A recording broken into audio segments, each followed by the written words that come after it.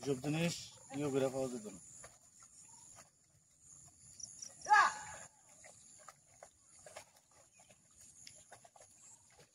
দেখো কৃষ্ণ কাকুর কাজ, এই যে আমরা ভাত খাই, একটা কৃষক কিভাবে পরিশ্রম করে সেটা ফসল উৎপাদন করে বা কিভাবে কাজ করতেছে, এটা একমাত্র এইসব জায়গাতে না এলে আমাদের অনেকেই বুঝতো না। এখন যে বর্তমানে যে বাচ্চারা আছে তারা কিন্তু এইসব জিনিস দেখতো না। হ্যাঁ, আমরা ছোটবেলা থেকে এইসব জিনিস দেখতে অভ্যাস।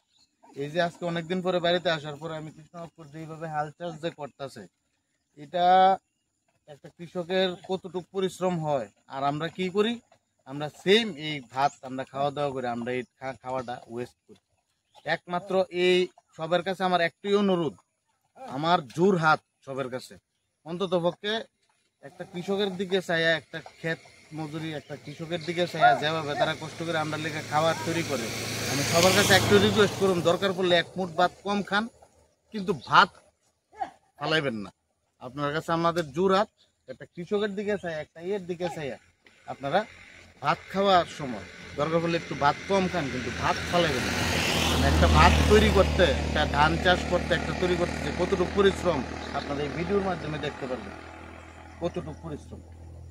এর এই ভিডিও দেখার পরে যদি কারোর ভিতরে একটু মায়া মমতা থাকে, একটু লজ্জা থাকে, তাহলে আজকে দুপুরের পর থেকে আপনারা কেউ ভাত খাইলে অন্তত পক্ষে ভাত ফালাইতেন না।